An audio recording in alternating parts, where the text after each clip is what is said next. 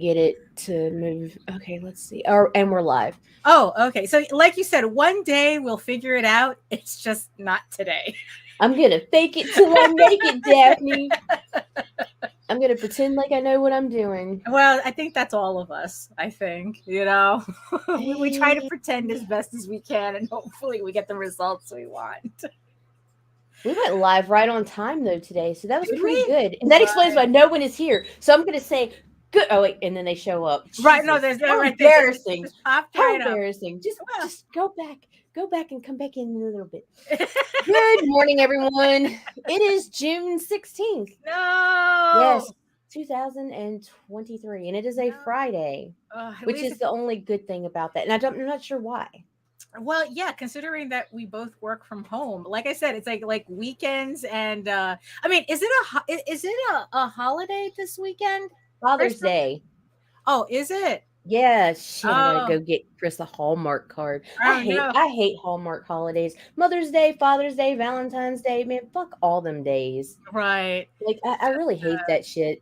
Although it does give me an excuse to cook something extra fancy for him. Oh, there you go. So you can do that. You can do that instead of giving your money to a conglomerate. Yeah, you can do that. But I still don't like the fact that we're already like past the middle of June. But Daphne, that's a good thing. Is it? Because now we can start the official countdown to New York. Oh no! Yes, ma'am. 12 weeks and counting. You're gonna make me clean the house. No, don't do that, please, because then I'll be uncomfortable. Don't make me put you out, please. Are you ready for this? Absolutely not. But hit it. Woo.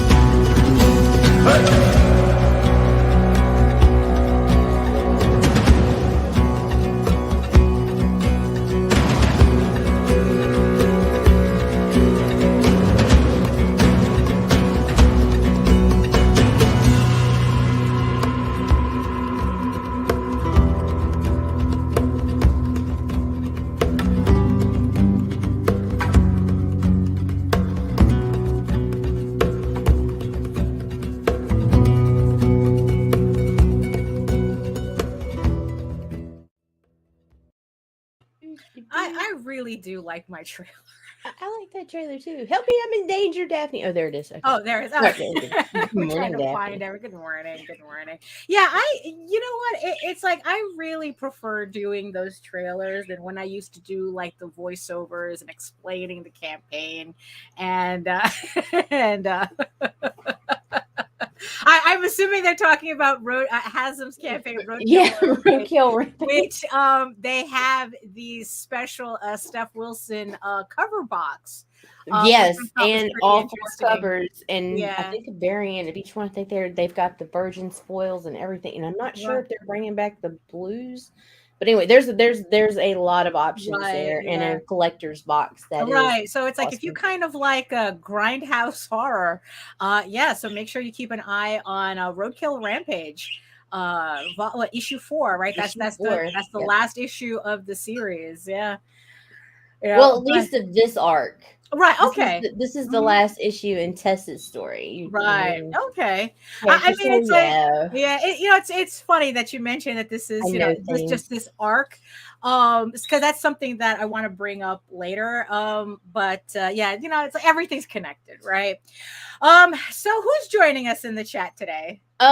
Maybe Steph Wilson. I'm gonna assume it's Steph promoting himself simply because of the canned beans comment.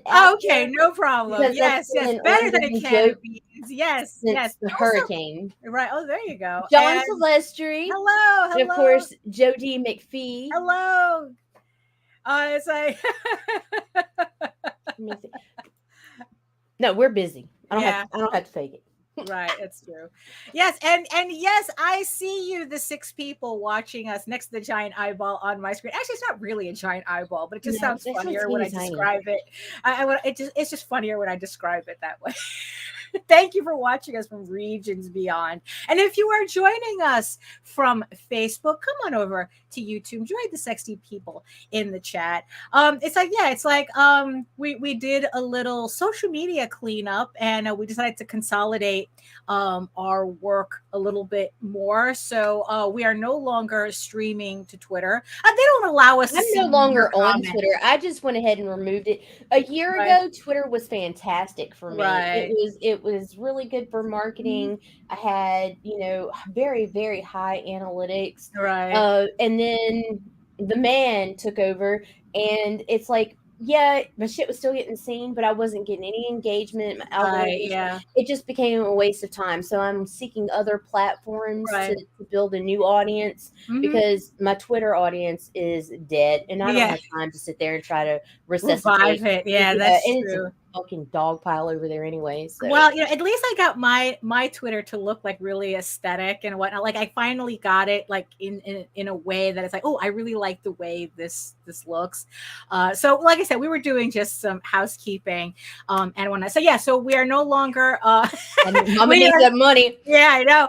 We are no longer streaming directly to Twitter, although I still have my Twitter account there if you want to check out any updates or whatnot. Because there's a bunch of artists that I follow that they're only on Twitter, so that's why also I keep it too. But as before I get completely distracted, hello everyone. My name is Daphne Lage, and I'm a cartoonist, illustrator, and comic book artist from New York. I've been self-publishing comics since 1992, and you know what that means. Welcome to another edition of Thunderdome! And I am known for the furry fantasy adventure Tall Tales, currently on Kickstarter right now with its first full-color one-shot. Tall Tales, or so I thought. We all enjoyed the trailer that Nita played, and yeah, it's we're so close to 2,000, reaching $2,000, 2,000 pledges, and that would be something interesting to announce. No, we are so close to breaking $2,000 on the campaign. Thank you so much for everybody who's pledged to the campaign so far. If you are seeing Tall Tales for the first time, this is probably actually the best campaign for you to jump jump on. Tall Tales Or So I Thought is a prequel, is a standalone prequel to the main storyline, Thieves Quest. So if you just wanted to buy a book to check out what Tall Tales is about, this is the campaign to do it. Pick up the one-shot prequel, and if you missed any of my previous campaigns, you can pick up all the Tall Tales books on the campaign as well, especially and also if you missed Eager Raven as well, the trade and the prequel for Eager Raven is also available on this campaign, so you don't miss anything. And speaking of Eager Raven, I am also known for my mature audience's slice of life ish medieval fantasy. It's more of a soap opera. I'm still the slice of life thing. I don't know. The more I read about it, the more it's like, well, it kind of doesn't really fit the main series. But you know what? That's neither here nor there right now. So yes, I am also known for mature audiences medieval fantasy soap opera drama Eager Raven, Heir of the First Unicorn, coming to Kickstarter summer 2023, which actually right now is not that far away. And I finally got Kickstarter to approve the pre-launch page. So if you want to sign up for the pre-launch page so that you get notified when this campaign goes live in about 2 months, link is in the show notes below. I put that in this morning already. And you can go ahead and hit the notify me so that you don't miss the campaign when it goes live. Yeah, so also in the meantime, you can read both my comics online at Tall Tales, TAILS online.com, and egoworks.com, EGOWRKS. And you can also check out all my videos on how I make my comics here on YouTube at my channel at Daphne Lage, Lage Art, which also simulcasts through the Indie Comics Network. And to tell you more about it, here's Nita. My name is Nita Lanning, and I am the producer of the Indie Comics Network. I am also a writer, vlogger, blogger, and editor, and F-bomb dropper of epic proportions. See, if somebody speaks to me directly in the chat or mentions me in the chat, it totally fucks me up, and I can't get my shit together. Oh no! Just pretend like I'm not here. Oh no! I'm a background noise. Oh no! Nita, oh my gosh! No, she look. She's half of this show. I couldn't do it without her. And remember, you can always find everything that we do here at Indie Comics. It.com. Well, it's IndieComicsNetwork.com because, of course, I had to get our own name wrong. So look, I've been getting it all wrong. Like somebody asked me the other day for the website, and I'm like, it's IndieComicsNetwork@gmail.com, and they're like, no, and then it's like, and then somebody asked for the email address, and I was like, IndieComicsNetwork.com. No, that's not. That's not it either. I'll get it right one day. Right, I never said I was professional. I'm not even trying to be. No, we only stay at a Holiday Inn Express. Yeah. Yeah. Oh my goodness. So do you have any updates that we should know about or anything? Any housekeeping? Okay, so this afternoon, Rodney Fyke is going to be back with Fyke at Lestraw at 5:30 p.m. Eastern. Tomorrow, Chad and C. Michael will be back with another Build a Comic workshop. Oh, that's cool. That is at 8:30. Right. I believe 8:30. 8:30 p.m. Not like she runs the network or anything. Yeah. Look. Yeah. I just do my best, Dad. Right. That's all we can do. My best. Don't forget to check out Roadkill Rampage issue 4, available right now on Kickstarter. We got Tall Tales Or So I Thought, the one shot. Let's see. I believe that one ended. Fuck, man, I've got to update my list. What? It's Friday. Yeah. Okay, what and? Yeah, we talked. Shit, wrong show. I'm thinking it's Monday. No, I'm sorry, Allison. Oh, no. With the AliKat. It is. I'm in. See, I should just. Okay, I'm just going to shut up now. Right. It's yeah, accurate. Oh, and then Allison just had something come up. So there is nothing today. Right. There's nothing. Okay. You know what? I'm it's over. Okay. It's Friday. I will send you to Jesus. I'm done. Peace. Oh my goodness. No. We're gonna get through it. No, we're not. It's over. It's a train wreck. Well, hey, it's like I said, it's I don't like the fact that it's the middle of June, but or past the middle of June already, but it is what it is, So for those of you who missed my Wednesday show, my Wednesday live stream, you would have seen me gush for 2 hours on Clip Studio Paint, and I would like to continue doing that. So what I'm still currently working on the two comics that I'm trying to finish up for the end of the month. Eagle Raven, the Unicorn King's Daughter, and the 8-page adults only supplement with that also is going to be available on that campaign as well. And and I've just been chugging along nicely on Clip Studio Paint, doing these pages, actually inking everything in digitally. So my original plan was to finish what I had already done by hand, the pages, and just finish the rest of the book by hand and then go digital. But once I got a taste of it, I just couldn't let it go. So everything right now is going to be finished digitally. And so far, I was so excited. I figured out how to do speed lines. Yes. Oh my God. I figured out. I know. It's like, so let me show you. Let me show everybody what the page that I have on the screen right now. It's like I was working on this before. I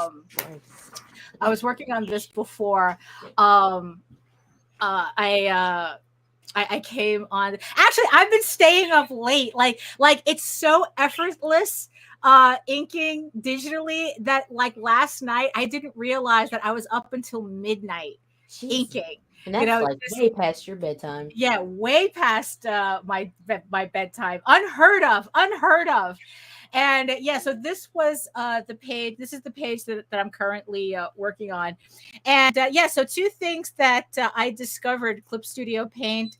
I was very happy that Clip Studio Paint could do is they could do like these straight lines at any angle, and that was such a game changer for me because now it's like I could do bookshelves without a problem, without having to, I really am. And then so I was able to do like this shelf of Blu-rays in the background right over here without like even thinking about it, when before I'd be like, it would be an ordeal. And I was able to do that. And then, like I said, I was able to figure out how to use the rulers tool in order to do these speed lines that I usually been putting in by hand. And now it's like, I didn't use the templates. They have preset speed lines, but I didn't really like them because they looked a little too preset. So at least with the rulers, I was able to I was able to like kind of like create my own, which kind of like fit in. I just wanted everybody to see this face. I'm just having like a blast with this, and it's like this, and it's like I'm really happy with the way this panel came out because of just the little hint of background that doesn't look wonky, because I could actually use straight lines now without it. And that's the funny thing, they're straight, but they don't look overly rulered. I don't know, like my previous attempts, like especially when I was working on Tall Tales, that was like kind of like the one thing I didn't like about my backgrounds, is that they looked too straight, too many straight lines. But what's funny is that that's exactly what I used here for the background, but it kind of looks like it fits in more. Like it looks like a full scene. Spoiler alert. Yes, it is. Yes, it is. But it's a spoiler that doesn't make any sense unless you see the rest of the book. I did. Yeah, I did. I do. Hello, Yomega. Good morning. So that's what I'm so that's what I've been up to for the last week pretty much. Like I said, I'm the type Not Nita lines. Yeah, lines, you know. It's like I said, I'm the type of person that I need to jump in like full force in order to learn something quickly. And that's exactly what's happening here. And I am just completely addicted. So I'm really looking forward to getting these pages done so that I can start inking issue 8. And just keep the ball rolling, and like I said, like, you know what? It's Clip Studio, call me. I don't know what the name of the actual company is. It's like, Spawn. I'm not Spawn, but I'm more than happy to be. If you don't mind, a rank amateur. Oh my gosh. It's like I'll be like, oh yes, this is me using Clip Studio Paint. I have no idea what I'm doing, but I highly recommend it. Pay me. So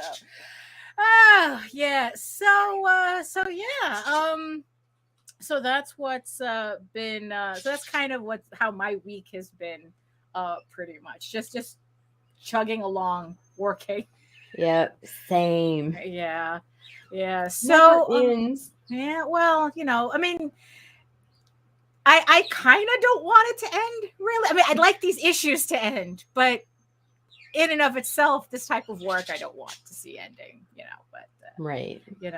I'm just having way too much fun. I swear to God, I think that oh shit. Hold yourself, Daphne. Right, let's get it. Well, I think I saw the ad for that. Yeah, but I think that I kind of think that they're looking for influencers that know what they're doing. Not someone to go, what the fuck does this do? God. Oh, it does this. Dude, the term influencer is like intimidating as fuck too. It's awful. I hate it. I don't want to influence anybody to do anything except, hey, THC gummies for all your fucking nervous. Okay, needs. Remember, 1/6. 1/6. Jesus said 1/6. Oh my gosh! Look, they just want chills. Right, there you go. Don't yeah. Well, you know what? I'm willing to do it for free for now until I figure out the program more. Look, I just got excited making. We'll just start tagging them. Yeah, exactly. We probably should. We absolutely should. Yeah. So so that's what like, stop talking about us, please. Right. Yeah, I know, right? Just pay me to stop talking about you. But no, but I mean, really though, it's like I haven't been this excited about like you know what it is. I keep talking about like how I'm chasing like the next artistic high. That usually when something like comes together, that it's like that's the high I'm chasing when it finally I got it right. And this is pretty much the next high. This is pretty much the high that I was riding. Once I figured out that the felt tip pens to imitate my rapidographs, that was it. It was like, the skies open up, the angel came down, be not afraid. Here's some more brushes. It's like, that type of thing, I mean, like I said, I'm just still riding this high, and the more I learn in the program, it's just another hit. Right. So I'm going to be completely insufferable. It's all the fun without the stress or consequence of spilling or smearing or I do wet. Yeah, there comes I mean, it's like, look, there was a point. There comes a point. Sniffing ink. In my case, but even then, I mean, it's like it's like before. It's like I would say, oh, it doesn't feel real unless you get ink all over your hands or whatnot. But you know what? I think I got to a point where I kind of got tired of it, and it's like, and I really needed to change it up a bit. I mean, it's like it doesn't mean that I'm not going to be doing traditional art anymore. Like I still, honestly, my favorite part of the process is doing like the pencils. like really getting that blue, like working with the blue line pencils, because I love the way it looks like, you know, like an animator, that like kind of like an animation thing, because it's in blue line. And, you know, I really do enjoy that process. But in the end, though, it's like when it comes to the grind of getting these pages done, I had to come up with something that was more efficient than what I had right now. You know, and it's like, and it's just, and here's the funny thing. It's not that I'm getting through these pages faster. That's the funny thing. It's not like, but what I'm noticing is that I'm getting through these pages with a lot less interruption.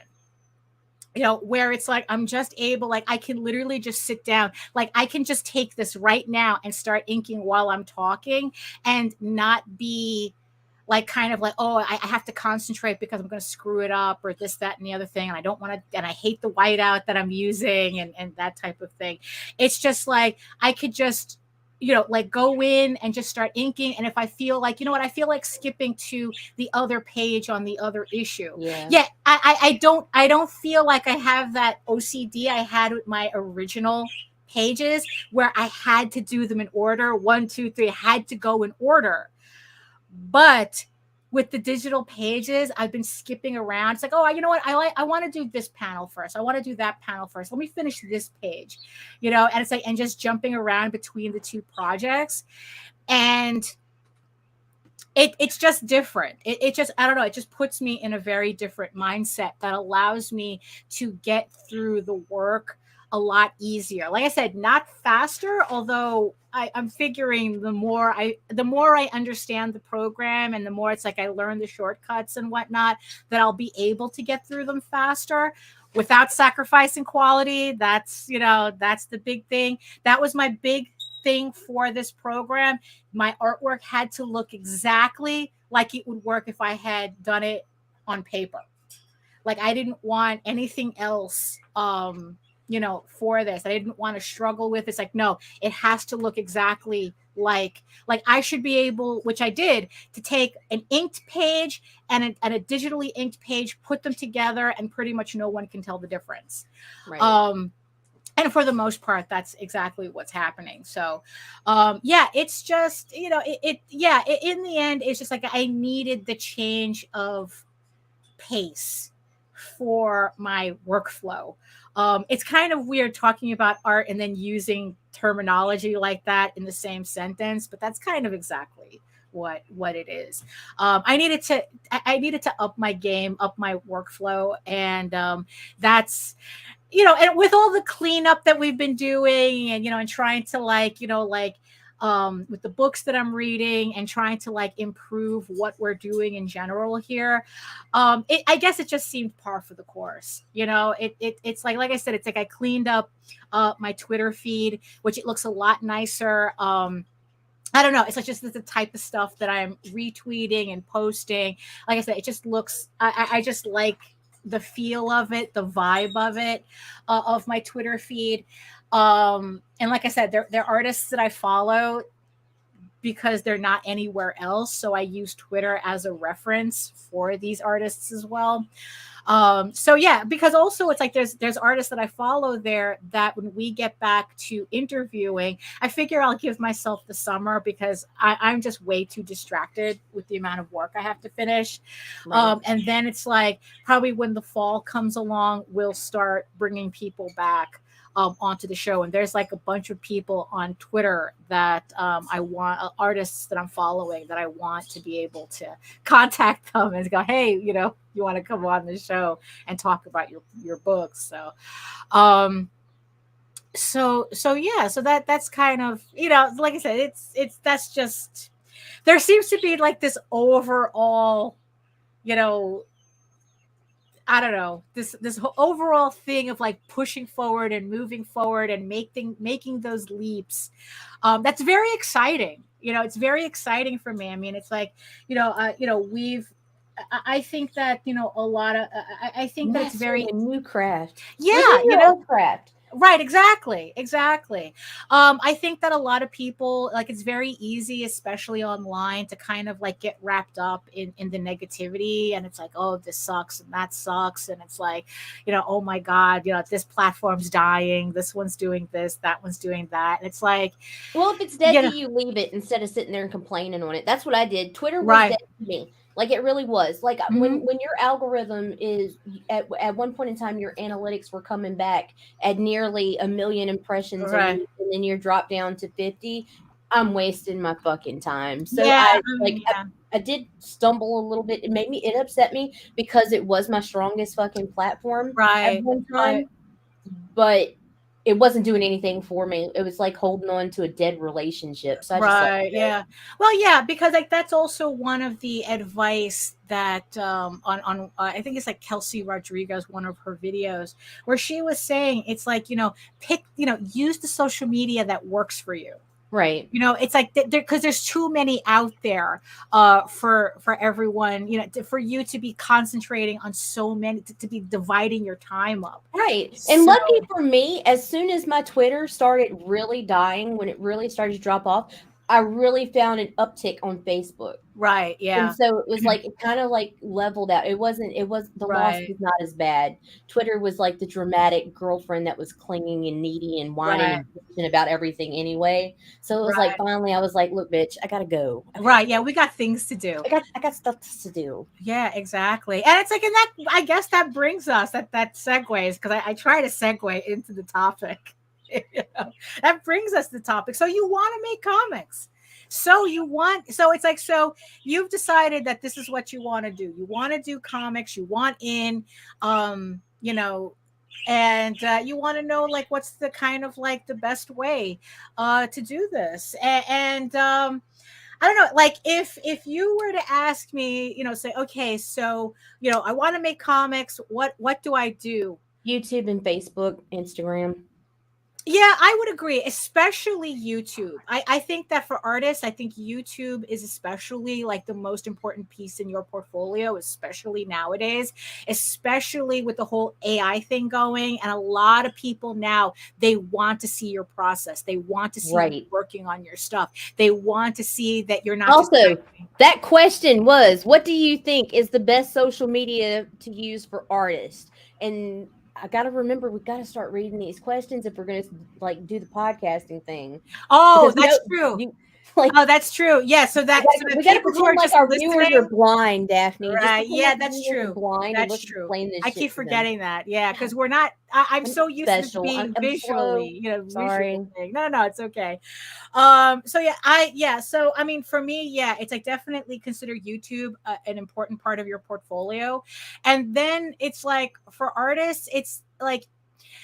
I mean, look, some artists thrive on Twitter. Some artists thrive on Facebook. It just depends on where you find you're getting the best engagement. Right. Whatever.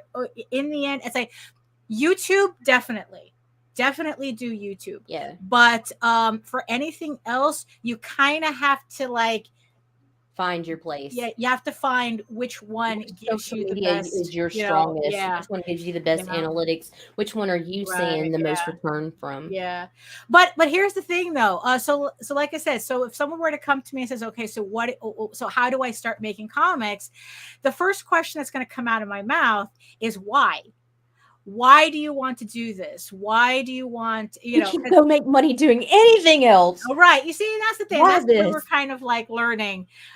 We've been learning this for a while. There are easier ways to make money. So really know your why. It's the same thing. Yes.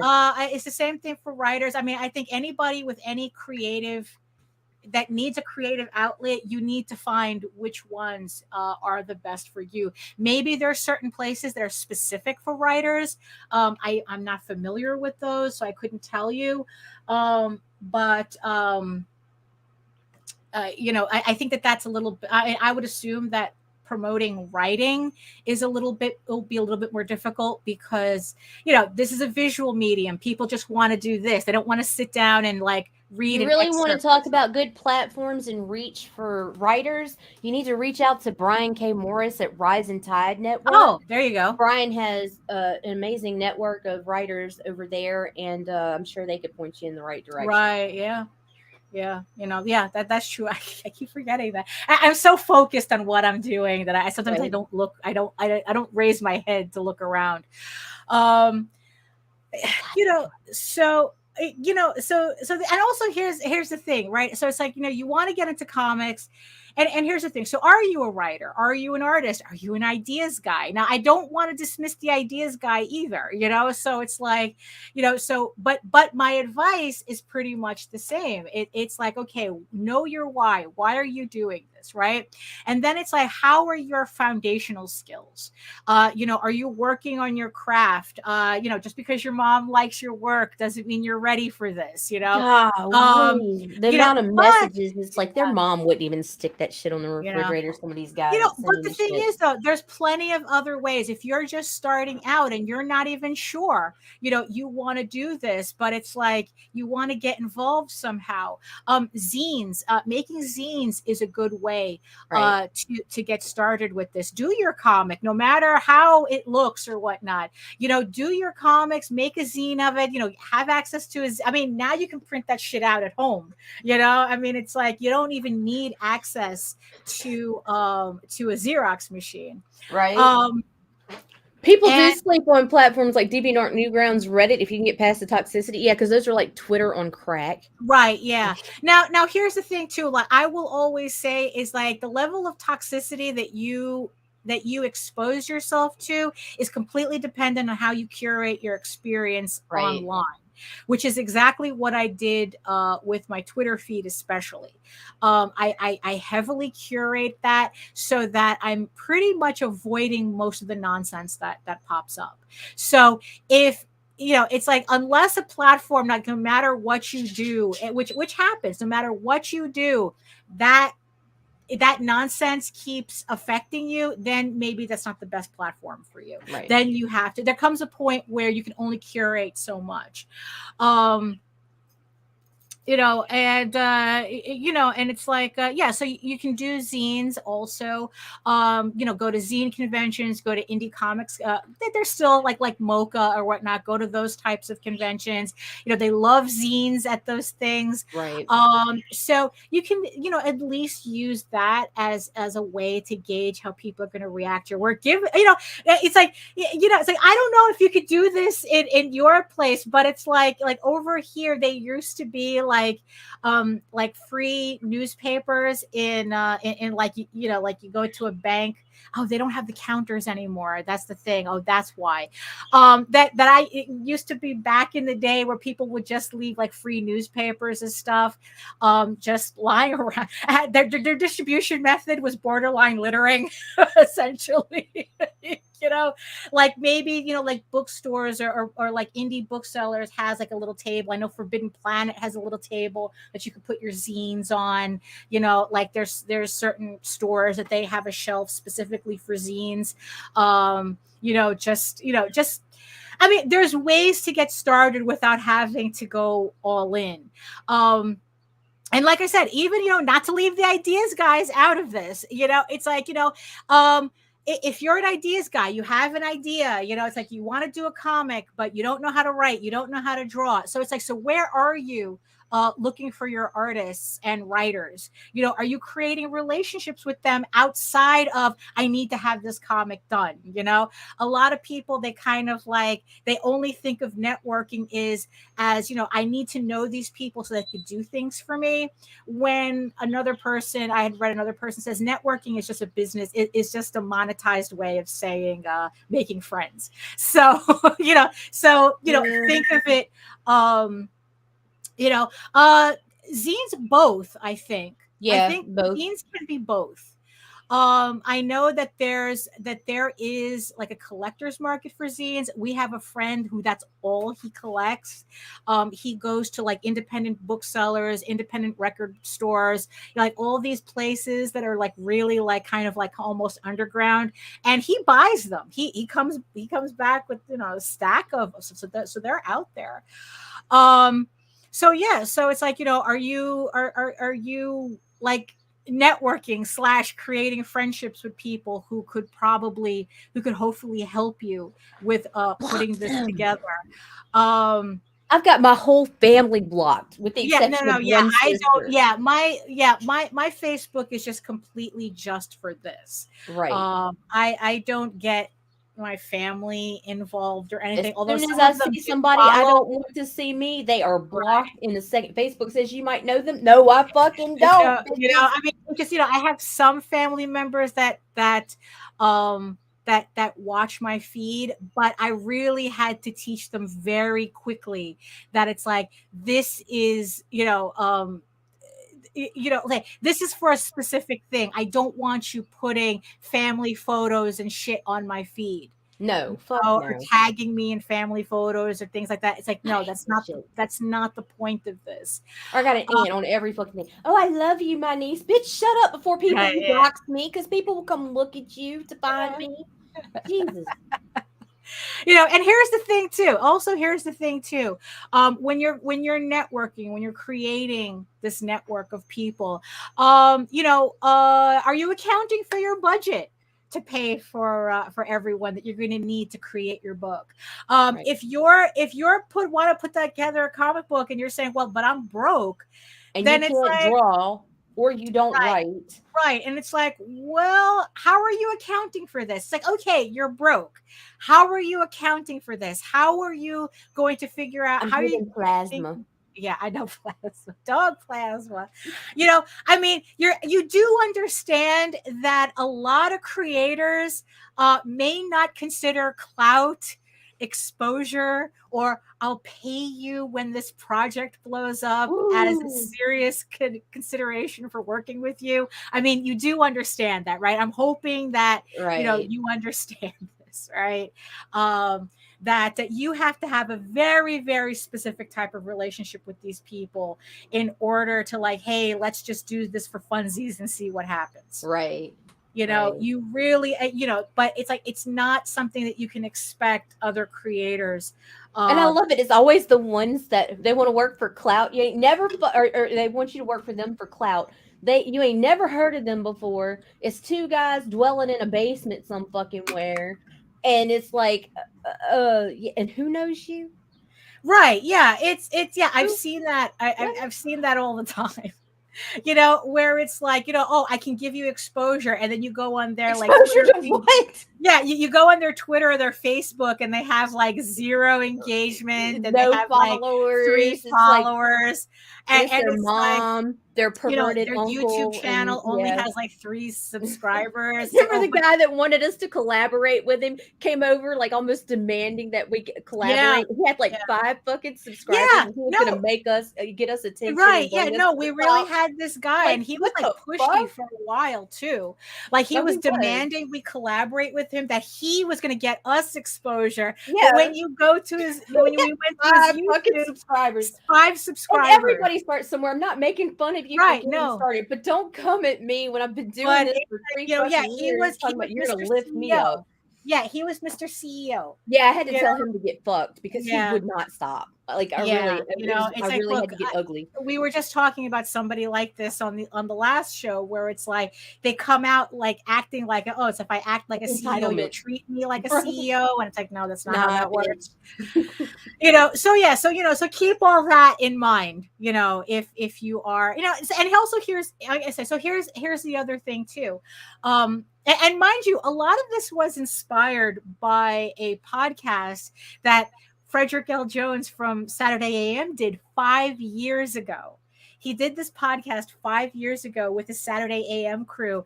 And I told Nita, it's like he did this yesterday, because the advice pretty much is the same. Evergreen. It's evergreen, and another thing that he had brought up was how independent are you? And I'm not talking in terms of independent comics, but are you doing your comics regardless of what you're going through, or it's like you're working on your comics now. It's like no matter what it is, it's like you're working on it regardless of anything. Or Are you the type that requires a publisher? Why do you require a publisher? And what happens if you don't find a publisher? Does your book still exist if you don't have a publisher? Right? Or here's the thing. So it's like, especially what we've been hearing recently, if you're the type that can only function with a publisher, yeah, one, what happens if you don't get one? Or two, what happens if you get a really shitty one?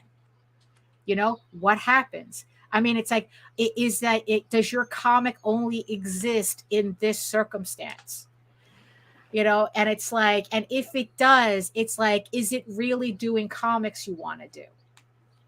Right. You know, because I mean, I would think that if you want to do comics, you're doing comics anyway. Right. Like, you've been doing comics. It's like, it's not something that you just thought of one day. It's like, oh, I'm going to do comics, you know, unless you're 6. That's kind of when 6 or 12. That's kind of when that, oh, I'm going to do comics. That's kind of when it's okay to think that way. But like when you're, you know, it's like when you're in your third or your 20s and late 20s and early 30s, and you wake up one day going, oh, I'm going to do comics, and you've never done comics before. Again, that goes back to the why. Why do you want to do this? What is your goal for this? Because it's easy money. I can draw pretty pictures. My mama likes my artwork. Right. Yeah. And I wrote a poem one time in 3rd grade that got me a prize. Oh, there you go. You got a little gold star sticker that's still stuck on the refrigerator after all these years. Is. Right. Here's a peeve. Well, is it a peeve? I don't know if it's a peeve, but it's something that I see all the time. Are you even committed to the story you want to tell? You know, if you want to come into comics because you have a story you want to tell, are you even committed to that story? You know, it's like we always say, you know, it's like, don't come out the gate with the epic. And I have to say, oops, you know, did that.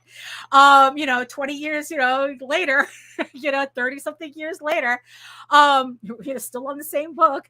You know, because it's like, oh, one thing indie comics has shown is that there are a lot of creatives that need a team around them, an editor to keep them on track, a marketer to promote their product, an accountant. Right. Well, you see, that's the thing. So it's like, so it's good to acknowledge that you need these things, but the problem is that what happens when you don't have them? You know, what if, you know, you can't get a publisher to publish your book? Like I said, does it still exist? Well, absolutely. None of us need a publisher. That's the thing, that it's like, bruh, are you really independent if you need a publisher? When anybody can do print on demand nowadays, like, but it also depends. Well, you know what? It's like, because that, I think that also goes to I get kind of tired of these guys that are like beautiful, brilliant creators, and they're like, oh, I gotta find a publisher. I gotta find a fucking publisher. If you're not finding a publisher that's gonna market you, if you're still gonna have to fucking put in all the work and effort, which is and everything else, why the fuck are you fucking giving them your money? Because that's what you're doing.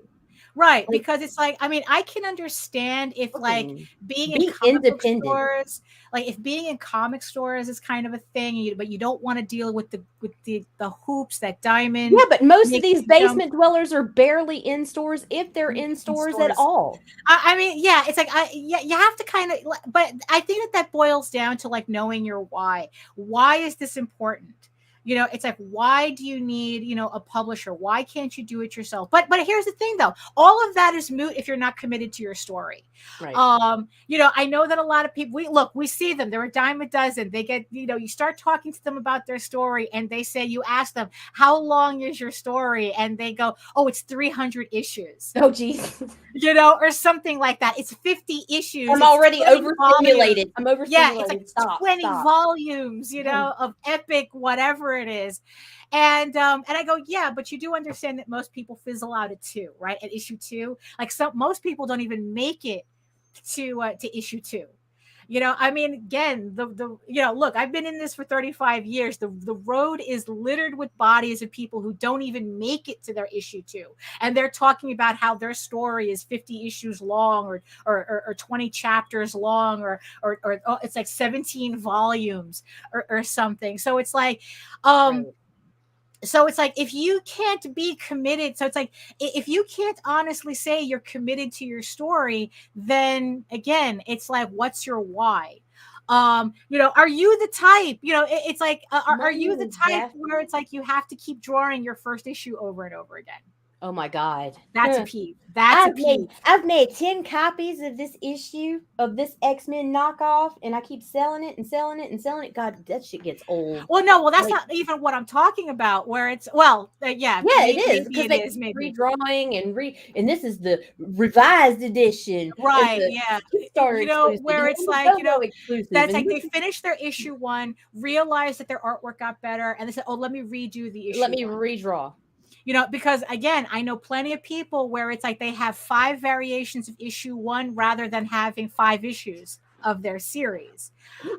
It's like, look, your artwork is going to get better no matter what you do. So you might as well just keep on going. Keep progressing, move forward. Just keep progressing. It's going to happen. It's like my first issue and my 20th issue on Tall Tales are 2 different things. And I would never want to go back and redo those early issues. Like, look, just respect the artist that you were at that time, and just keep it moving. If telling your story is the important thing for you, then do that. Then tell your story. I mean, but yeah, it's like if too many people want to run a marathon without ever training for a 5K. Right. It's like, no, it's like, because in the end, if you're going to collapse and shit yourself and look like a fool. Right. And you're not even at mile 2. You barely passed the that was one city block, not a mile, bitch. Right. Yeah, exactly. Yes. Whatever. Well, no. A mile is 20 city blocks. Jesus Christ. Okay. Yeah, yes, I've counted. Yes. Well, a mile is literally 1 block here. Like, it's almost a mile to the next street. Right. And then it's like, and especially this week, I mean, also it's like, you do understand that doing comics is not just about you doing artwork. It's like what Nita was saying. Plus, we were talking about, like, how's your social media presence? If you just want to make comics for yourself, that's different. But if you really want something that grows a little bit beyond you, what's the effort that you're putting in to build your audience? An audience that will actually support your book. Do you know the basics of how marketing works? Do you understand social media or your crowdfunding platforms, how those algorithms work? Which platforms are best for you? Where do you see the most engagement? Wherever, like I said, Kelsey Rodriguez was saying in her video, go to the, use all social media to try them out, but narrow it down very quickly as to which ones are giving you the results that you're looking for. Don't hang out on a platform that's not working for you. You're just wasting your time there, Know thyself. Yes, Jake. Yes, absolutely. It's like, you have to know what it is. It's like, how is your social media presence? Do you have one? Do you have a YouTube channel? Like I said, it's like, I think that YouTube is incredibly important as a portfolio, as being part of your portfolio now. Absolutely. Make videos, make speed paints, do whatever. It's like, people want to see the process. They want to see you work. They want to associate you with your artwork. So make sure they have to now, because nowadays anybody, like, if the fucking AI is getting so hard that even some greats are being fucking fooled. Yeah, exactly. It's getting more and more difficult, even though to me it still looks dead. Yeah. There's but the thing is, though, there's going to come a point where we're not going to be able to tell the difference. Right. And, and it's like, well, but the only way we will be able to is if we can see people actually doing them. So no, and to go back to what Nita was saying, right? Do you know how to organize your time to actually put out a comic on a reasonable schedule? Do you know, like, if you're the type that you recognize you need, like, all these, like, you need an editor, you need, it's like, again, if you can't get a publisher to touch your stuff, how are you going to organize all those things that you need? You know, if you know you need an editor, again, it's going back to networking and whatnot. It's like, do you have the budget to support an editor, to get a colorist, to get a flatter? You know, it's like that you're going to need, maybe you want to hire somebody to do your social media for you. That still requires, money. Do you know how to manage a team? There we go. Do you know how to manage a team to make sure that they give you what you need on time? I mean, it's like, because if you have a social media manager that doesn't really manage, where they're putting out posts after your campaign ends, I mean, it's kind of pointless, or they don't put up posts at all. Like, I mean, it's like, you have to know what they're doing. You can't just say, oh, I'm paying you to do this, and then never talk to them. You have to have how much knowledge of what they do you know that you know what they're doing, that you can keep an eye on what they're doing, right? But the thing is too, it's like, I suggest before adding anyone to your team for anything, whether it's marketing, whether it's editing, I suggest you stalk them. You cyber stalk how them. How have they acted on other campaigns? If they're the editor, go read the book. Are you finding fucking errors that slip past them? If they're the artist, go fucking look. Go fucking look. You have to do the legwork in the beginning before you waste your fucking money. See what people have to say about them, their timing, what is their turnaround rate like? Is this shit gonna move, or are you about to get fucked and pay for it? I mean, it's like, do the research. I mean, which again, it's like requires you to do that if you want to do this. It's like, it's not just about doing artwork. It's not just about, I just want to write, I just want to draw. There is not in this environment that we're in. Even if you hire people, you have to know how it works so that you know what they're doing. And it's like, are you able to schedule all this so you can put out a comic in a reasonable schedule? Under your bed, bitch. Right,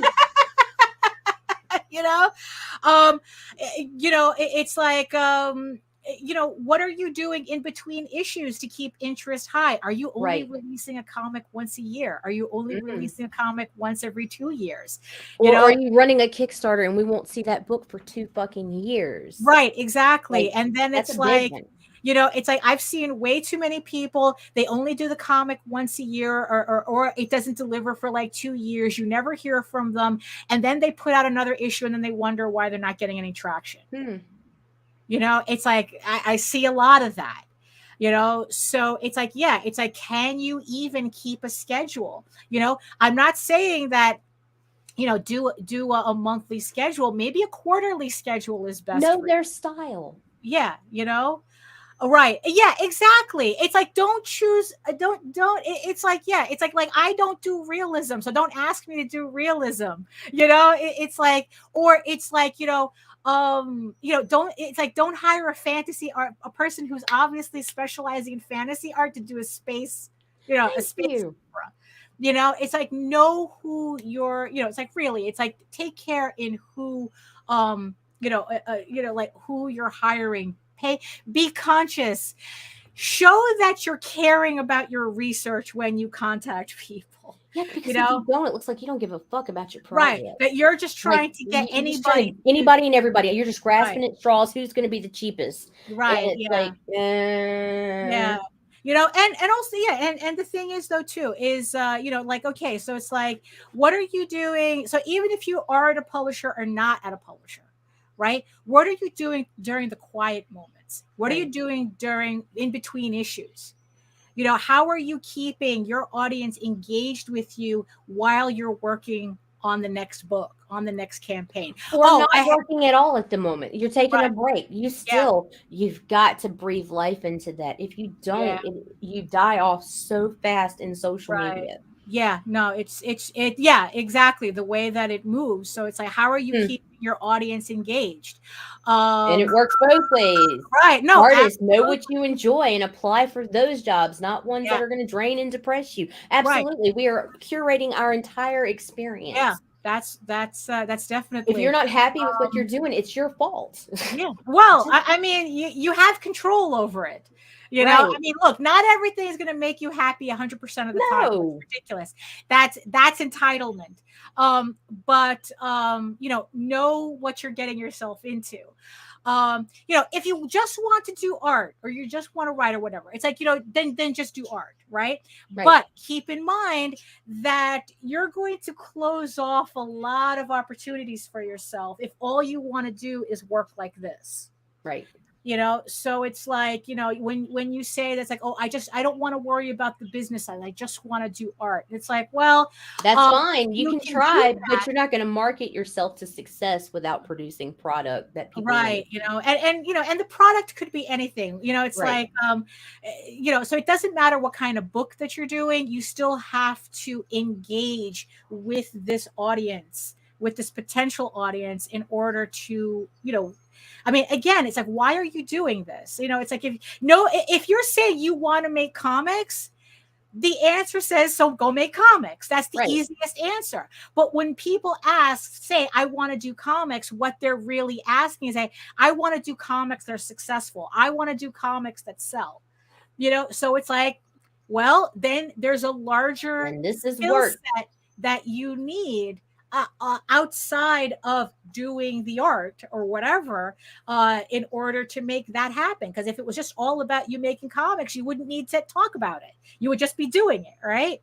And here's the thing: if you decide that you're not going to worry about the larger thing, you know, the larger skill set, and you still want to be in the game, you know, not only does it, you know, just focusing on the artwork close you off to the rest of that, but also it leaves you at the mercy of unscrupulous people who are more than happy to take advantage of the fact that you don't want to worry about the business end. They're more than happy. Oh, you just want to do the art? That's okay. We'll take care of everything. Just give us the book and we'll do all the work for you. Yep.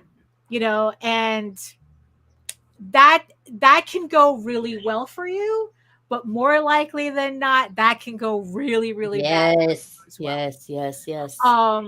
So, you know, understand, you know, that's a risk that you're taking when you decide that it's like, I just want to do artwork. I want a publisher because I don't want to worry about all these other things. And it's like, look, it's kind of like going to a car mechanic, you know, and it's like they say, oh, this filter needs to be changed, and it turns out your car doesn't even have that type of filter in it. You know, that old gag, you know. You know, it's like, yeah, it's stupid that it's like that we have to know all these things in order to just do the one part that we want to do. But it's your knowledge that's going to protect you from the people who are counting on you not knowing. They're counting on you to be ignorant. They're counting on you to be, you know, it's like to just want to be an artiste. They're counting on you. If you don't want to be a victim, you have to become very aware of your surroundings. Right, exactly. Now, here's the thing, though. It doesn't mean that nobody's going to take advantage of you. Oh, no. Everybody's going to get fucked at least victimized at one point. But it's how you get up after that. That's what counts. What did you learn from it? Right. It's like, you know, it's like, yeah, it's like, you know, the first, you know, you take a job that you think is going to have a lot of potential and it goes sideways. Right. You know, it happens. You take a second job and it does the same thing. And it's like, okay, well, you know, this kind of sucks. But when it happens again and again, you have to rethink what you're doing. Right. You know, it's like there comes a point where it's like, okay, you know, are you going to stay bent over, or are you going to throw your hand over your asshole and keep moving? You know, it's just like, how's it going to be? It's like, maybe that's not the analogy I would have used. Yes, it is. It's that is exactly what it is, Daphne. You know, but you're going to either bend over and keep fucking taking it, or you're going to grab that soap and you're going to cover your ass and you're going to run. Let's you know what? Let's think. Let's try to think of a different analogy. How about, you know, it's like if you see that there's a pattern that's not working, there comes a point where you have to decide to break that pattern. Okay. You know, how about we fine. You know, why are you always so classy? Well, you know, it's like I don't know. It's just. I think, but also, it's like the final thing that if you want to get into comics that you really want to think about as well is what's your goal for all this? In the end, not only do you need to know your why, which I think in the end, this is related to your why. Why are you doing all this? What's your goal? What's your final goal? And is your final goal sustainable? I mean, it's like Frederick in the podcast was saying that he would have people coming to him going, like, oh, I have this idea and I would love to see this in anime, but they don't have anything. They're coming to him with nothing. So it's like, all right, what is this supposed to mean to me? You're not entitled to a career in comics. That's literally was the title of the podcast that I saw. It's like, you're not entitled to a career in comics. But it's like you're coming to me with nothing, and it's like, and you're kind of asking for something in exchange for that nothing. Yeah, right. And that's not how it works. Nope. So it's like, what's your final goal in all this? Is it even sustainable? I mean, it's like if you're talking about, like, oh, if I don't make 10K on this very first Kickstarter, if I don't make 20K on this very first Kickstarter, I'm quitting comics. It's like, okay, look, that tells me you never wanted to do it to begin with. You didn't want to do comics. You wanted to make 20 grand in a way that you thought was really quick. Right. That's two different things. Where it's like, oh, if I can't sell it to Netflix, it's like, oh, I can't do this if I can't sell it to Netflix. Then comics is not what you wanted to do. Oh, it's neat. Go work for Netflix, go work in the film industry if that's what you want. But comics that's not what you wanted to do. Yeah. Do you just want to complete a story? Because honestly, that's kind of my goal. I want to complete my stories. I want to get to the end of these stories, so that I can move on to the next, it's like, I want to finish the 15 issues of Eager Raven. I want to finish my novel. I want to finish these 8 issues of the new Tall Tale story arc, so that Jose can move on to the last story arc for Tall Tales. I want to finish these books so I can move on to the next book. That's kind of my goal here, that it's like, if it does well on Kickstarter, that's great. It's like, if, I'm able to sell these books constantly, like honestly, Richard and Wendy Peeney are like their goals, #goals, where it's like, they've been selling the same books for the past 45 years. Did you see her post this morning? Or no, it might have been last night? She has an ElfQuest fucking license plate. I just think that's right, because they're going to AwesomeCon, I think. Right. That I saw. It was really funny. It's like, wow, I don't know if I would go so far as having a personalized license plate. But it's like, they've been selling the same property for 45 years, and it's like, that's what I want to do ish. I want to sell, I want to continue Tall Tales. I want to continue Eager Raven. I want to go to a convention and have the entire table just covered with growing piles of, oh, here's the new story. Here's the new story. Here's the new series. Here's the new, here's the new story arc. Here's the new novel. It's like, look at my babies. Yeah, exactly. That's my goal. That's my goal. Anything else is gravy. Of course, the Kickstarters make it easier. The Kickstarters make it much easier. But even without that, especially now with the way I'm set up and the momentum that I have, this is all.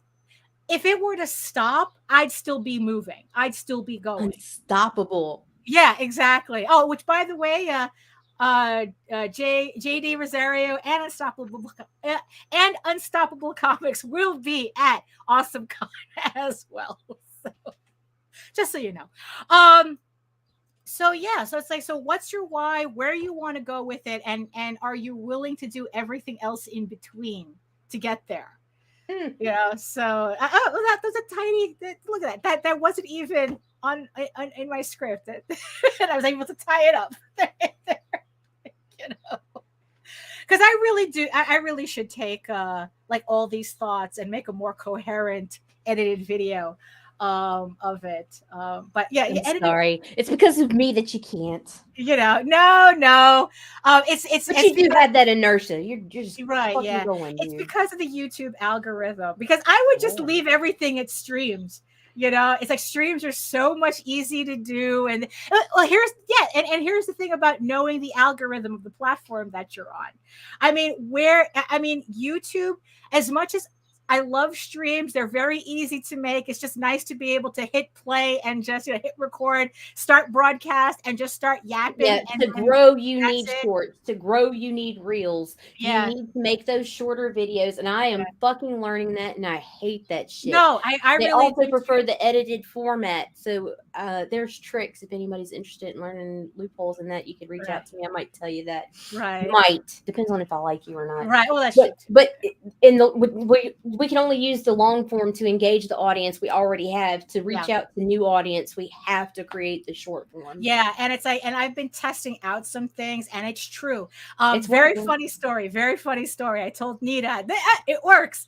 So I had posted up. I did the trailer for Tall Tales, as you guys saw at the beginning of the show, and I had posted it to my YouTube channel as just its own video. So it's like, okay, here's the trailer, and then the link to the Kickstarter at the bottom of it. Right. I get probably what I think was the best video comment on that. Oh yeah, that was beautiful and great. So a guy had said that he was watching a video of some homeless people beating each other up, and one homeless woman takes a gun. Like, he describes it, like the dude is watching fucking bum fights on YouTube. Like, what the heck are you watching? And he said that when the video ended, the video that the algorithm that YouTube recommended that he watch next was my trailer for Tall Tales. Hey. And he goes, well done. Well done. And I go, look, the algorithm doesn't lie. But it was the funniest comment. And I took a screen grab and I sent it to Nita, and I go, look, the edited videos, they really are getting promoted out. Right. It's like, this guy says, I got your video out of nowhere. What the heck? But thank you. And it's like, look, that's how the algorithm works. So unfortunately, well, at least unfortunately for me, because longer videos edited videos takes a lot of effort to make. And it's like, oh, now I got to really seriously start coming up with more videos, edited videos, in order to kind of get the YouTube algorithm to work more in my favor. I really do think that it was the edited videos that really got me over 1,000 subscribers now, which, thank you everybody for subscribing. Feel free to subscribe even more if you like. So again, it's kind of like, all right, so know your why, know where you want to get to, and know whether you're willing to do everything else in the middle to meet those two ends. You want to get into comics, you want to do anything that you feel is important to you. That same advice kind of applies to everything. So that's so know your why. Know your why, and whether you're up to the challenge. And you know what? And most of you are. A lot of you are. Just as many of you are up to the challenge as those of you who have died by the wayside. It's like, but in the end, you don't know unless you actually do it. So right. Take the chance. Take the chance. Yeah. In the end, it's like, look, if you really want to do it, take the chance. If it doesn't work, it doesn't work. You'll find something else. Don't worry.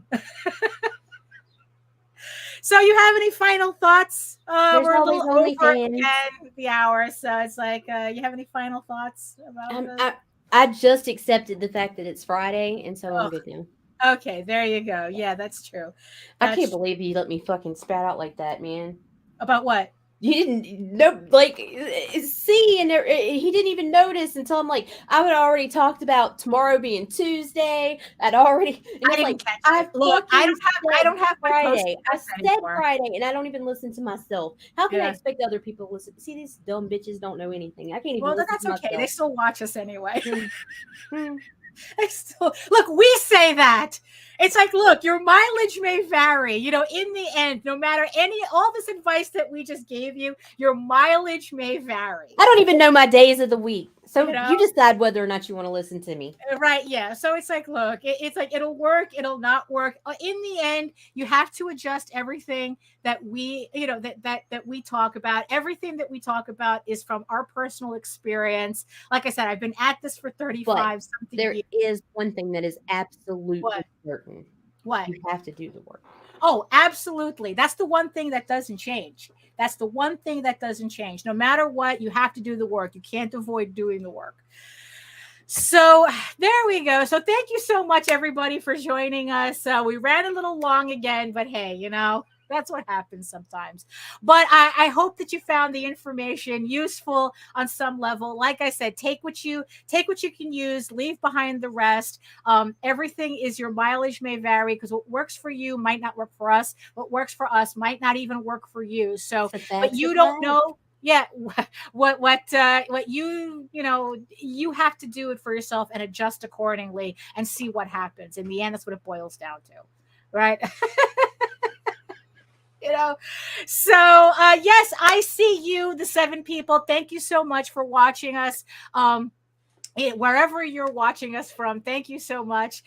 Thank you so much for everybody in the chat. There's a lot of there's also like a lot of good stuff in the chat as well. So if you're watching this on the replay, make sure you check out, you know, our sexy people in the chat, leaving all their wonderful information as well, all their own advice in the chat that you could also take, you know, like I said, take it or leave it, take advantage, you know, see what works for you, see what doesn't. Thank you so much for that. So that's it for us on this Friday. We'll be back Monday at 11 a.m. again, making this up as we go along.